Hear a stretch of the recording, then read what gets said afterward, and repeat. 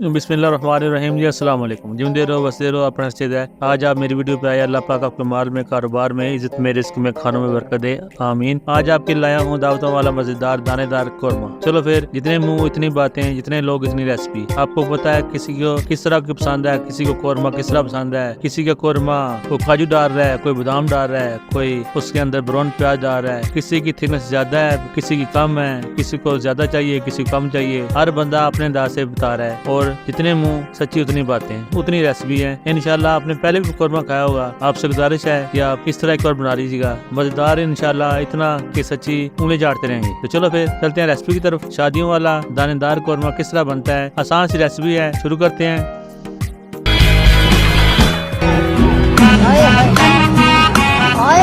बिस्मिल्लाहिर्रहमानिर्रहीम। एक खुला सा बर्तन ले लें। इसमें हमने 4 किलो चिकन बनाना है। 2 कप ऑयल। जब गर्म हो जाए तो 2 किलो प्याज काट कर शामिल कर दें और अच्छी तरह इसको फ्राई करना है। जब गोल्डन ब्राउन हो जाए तो बाहर निकाल दें। इसको फैला दें ताकि ये क्रंची क्रंची बन जाए, यानी कि खुश्क हो जाए, खस्ता हो जाए। फ्राइड प्याज का सबसे बड़ा हिस्सा होता है कौरमे को दानेदार बनाने में। ये अपना हिस्सा जरूर शामिल करते हैं। अगर आपने फ्राइड प्याज बाजार से ले लिए तो ये ऑयल फिर आप कहाँ से लेंगे? यहाँ तो आपके पास ऑयल होना चाहिए, क्योंकि इस ऑयल के बगैर कौरमा मजेदार नहीं बनेगा। जिसमें प्याज आप फ्राई कर रहे हैं वो ऑयल भी आपको चाहिए। तो कोशिश कीजिएगा कि आप फ्रेश प्याज फ्राई कर लें, जिससे ये कौरमा बिल्कुल देगी मजेदार बनेगा। जब प्याज ब्राउन हो जाए तो आपने बाहर निकाल दिए। इसके बाद आ जाता है खड़ा मसाले। खड़े मसाले डाल दें। इसमें 7 सब्ज इलायची, 7 से 8 अदद लौंग, 4 दानेदार, 4 पीस दालचीनी के, 2 चम्मच जीरा और 3 अदद तेज पत्ता शामिल करके अच्छी तरह मिक्स कर दें। जब मसाले की आवाज आने शुरू हो जाए, कड़कड़ाने के लगे, तो चिकन शामिल कर दें।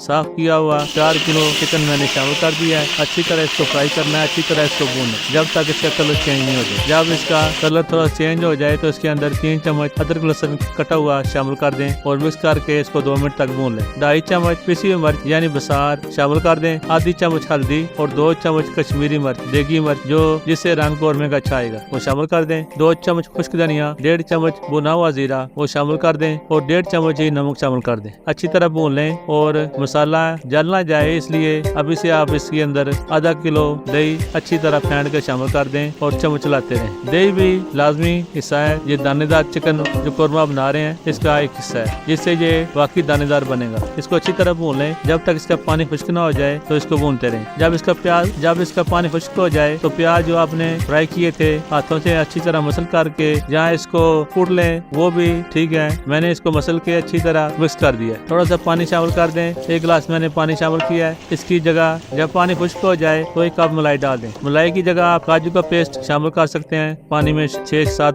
काजू पेस्ट बना लें, या बादाम को छिलका उतार के उसका पेस्ट शामिल कर सकते हैं, वो भी दानेदार अच्छा लगेगा। लेकिन अगर आप चाहते हैं कि वाकई देगी हो और प्रॉपर अच्छा दाना चाहिए तो काजू बादाम ना डालिएगा, सिर्फ ब्राउन प्याज ही डालिएगा। मलाई जब भून जाए तो आप इसको मलाई को आप अच्छी तरह भून लें। 1 गिलास इसमें और पानी शामिल कर दें। जब सालन तैयार हो जाए, ऑयल ऊपर आ जाए तो उसके 1.5 चम्मच गरम मसाला शामिल कर दें। माशाल्लाह कौरमा बिल्कुल तैयार है। कवर कर दें जिससे ऑयल ऊपर आ जाएगा। चूल्हा लाजमी बंद कर दीजिएगा और 5 मिनट तक इसको कवर रहने दें। दावतों वाला दानेदार कौरमा माशाल्लाह तैयार है। खाइए और अल्लाह की नेमतों का शुक्र अदा कीजिए। अल्लाह हम सबको कामयाबी दे, जो तकब्बर से पाक हो, हलाल रिज़्क दे, इसमें हमारी हर बरकत हो। जिंदगी ने साथ दिया तो फिर मुलाकात होगी किसी नई रेसिपी के साथ। ट्राई जरूर कीजिएगा, इंशाल्लाह पैसे पूरे होंगे। अपना बहुत सा ख्याल रखिएगा, आस पड़ोस का ख्याल रखिएगा। सर्दी काफी है, एंजॉय करें, दुआ में याद रखिएगा। फिर मिलांगे तो अड्डा मेरा। अल्लाह हाफिज।